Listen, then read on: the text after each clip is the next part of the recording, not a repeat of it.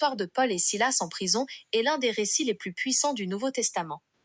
Elle se trouve dans le livre des Actes des Apôtres, au chapitre 16. C'est un récit qui mêle injustice, courage et un miracle spectaculaire. 1. La cause de leur arrestation. Paul et Silas se trouvaient à Philippe, en Macédoine. Ils ont guéri une jeune esclave qui avait un esprit de divination, et qui rapportait beaucoup d'argent à ses maîtres. Furieux de perdre leur source de profit, les maîtres traînent Paul et Silas devant les magistrats.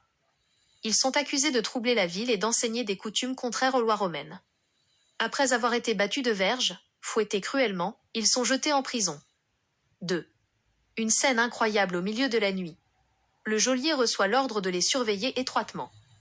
Il les jette dans la prison intérieure et leur serre les pieds dans des ceps, des blocs de bois lourds. Alors qu'ils sont blessés et enfermés dans le noir, leur réaction est surprenante. Vers le milieu de la nuit, Paul et Silas priaient et chantaient les louanges de Dieu, et les prisonniers les entendaient. Astérisque, acte 16h25. Ils ne se plaignent pas, ils transforment la prison en lieu de culte. 3.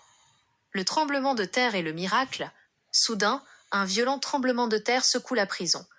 Les fondements ébranlés provoquent 3 choses immédiates. 1. Toutes les portes s'ouvrent. 2. Les chaînes de tous les prisonniers se détachent. 4. Le salut du geôlier. Le geôlier se réveille en sursaut. Voyant les portes ouvertes, il croit que les prisonniers se sont enfuis. Sachant qu'il risquait la mort pour cette faute, il tire son épée pour se suicider. Paul crie alors d'une voix forte, astérisque, ne te fais aucun mal, nous sommes tous ici. Bouleversé, le geôlier se jette aux pieds de Paul et Silas et pose la question la plus célèbre de la Bible, Seigneur, que faut-il que je fasse pour être sauvé? Ils lui répondent, crois au Seigneur Jésus et tu seras sauvé toi et ta famille. 5. Le dénouement. Cette nuit-là, le geôlier lave les plaies de Paul et Silas, puis lui et toute sa famille sont baptisés. Le lendemain, les magistrats, apprenant que Paul et Silas sont citoyens romains, ce qui rendait leur flagellation illégale sans jugement, s'excusent personnellement et les supplient de quitter la ville. Ce qu'il faut retenir de cette histoire. La puissance de la louange. Le miracle n'est pas arrivé pendant qu'ils se plaignaient, mais pendant qu'ils chantaient.